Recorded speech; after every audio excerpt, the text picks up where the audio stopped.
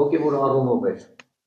ամեն առումներով դատապարտելի է, երբ որ անարժան մարդկանց շքանշաններ է տրվում։ Ինձ այնպիսի մարդկանց կողմից, ովքեր որ ուղղափառ եկեղեցու առաջնորդ են։ Ուղղափառ, այսինքն ուղիղ փառաբանել։ Մենք ենք ուղղափառ։ Ուրս եկեղեցին էլ ուղղափառ։ Ուրեմն այդ նույն ուղղափառ եկեղեցու համար պիտի նույն բանը լինի, կոտորածը, բռնի տեղահանումը, հոգևոր արժեք ունեցող խաչքարեր, եկեղեցիներ պղծելը, վերացնելը, քանդելը, դա բոլորիս համար պիտի ցավ լինի, բոլոր քրիստոնյա ժողովուրդների ազգերի համար, եւ աշխարհիկ, եւ հոգևոր դասի համար, բոլորիս համար դա ընդունելի չի։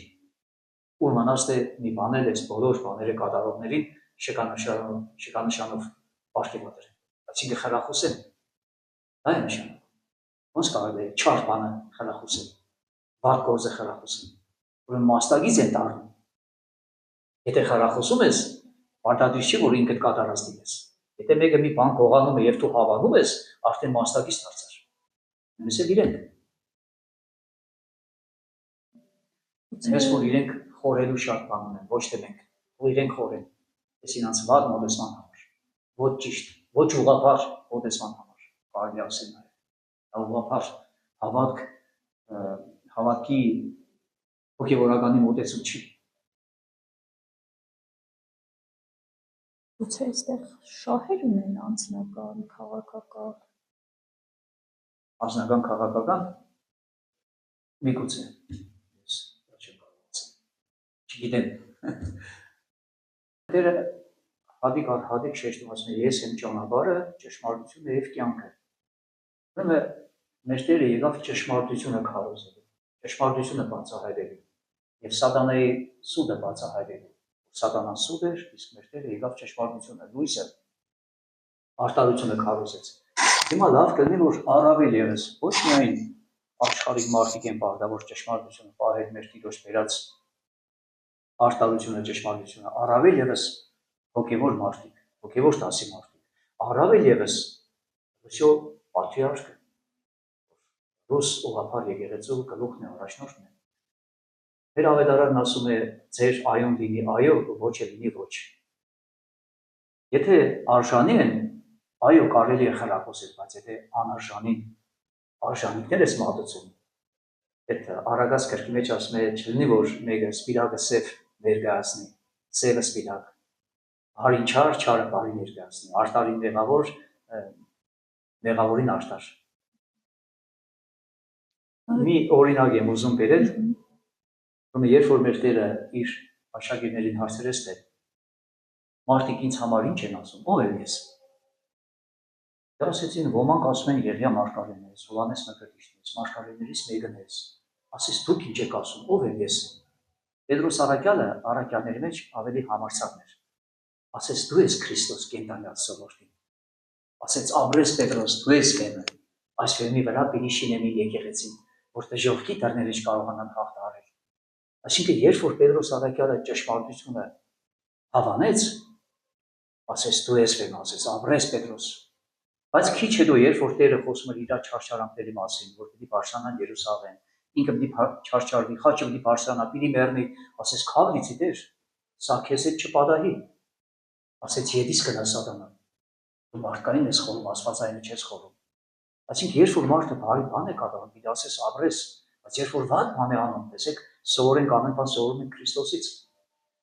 Լավի համար գովեց աշակերտին, բայց երբ որ վատ բան ասեց, ճիշտ բան չասեց, հանդիմանեց, այդպես էլ պիտի լինի ցանկացած հոգևորական առավել եւս հոգևոր առաջնորդներ։ Առավել եւս։ Տեր հայր, գիտեք, որ այդ շքանշանը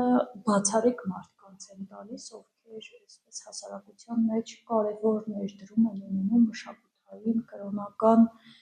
այսպես ոլորտներում, բայց գիտեք, ամուսիններով ինչպիսի բարբարոսություններ են իրականացրել, մասնավորապես Արցախում, գիտեք ինչպես են բացել հայկական եկեղեցիները, գերեզմանոցները Արցախում, օկուպացված Արցախում գտնվող այս մարդկանց կարծեք թե տպավորություն է ստացվում, որ Ռուսիո պատրիարքը խրախուսում է բռնությունը, արդյոք այդ տպավորությունը չեք ստանում։ Հիմա տեսեք ընդհանրապես ում միջոցով ուզում է լինի, չարը կարող է գործել, ցանկացած մեկի միջոցով։ Բայց ամենակարևոր բանը մենք մի բան պիտի հասկանանք, որ հուսալքության մեջ չենք։ Ասենք ես ինչ կատարվեց, ես ինչ արեցի, այդ հակառակ պիտի ավելի զորանաս, ավելի ուժեղանաս։ Չարի նպատակը դա է, հուսալքության մեջ գցի, հիասթափության մեջ գցի։ Իսկ հակառակ քրիստոնյա մարդը պիտի ավելի զորանա։ Տեսեք, ծաղիկը ինչքան ճզմում ես, դրորում ես, այնքան փորմունքը տարածում է։ Կան շատանում է հոդանշությունը ծաղիկի։ Ես չեմ խրախուսում մեր դրորվելը, բայց ինչքան այսպեսի բաներ ուզենան մեր նկատմամբ անել, այնքան մենք պիտի զորանանք։ Ինքան քրիստոնեական հավատքի մեջ պիտի ամրապնդվենք, պիտի զորանանք մեր բանակը, մեր եկեղեցին, մեր հավատքը, մեր իշխանությունը։ Պիտի կայուն լինի ամեն բան։ Կայուն լինի, որ անգամ չհամարսակվեն ինչ-որ ուրիշ երկրների ուրիշ մարդկանց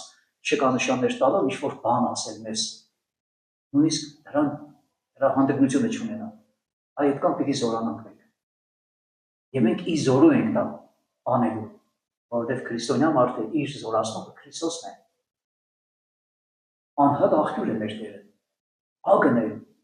արտարության, ճշմարտության, ուժի, կարողության, հույսի, հավատքի, սիրո։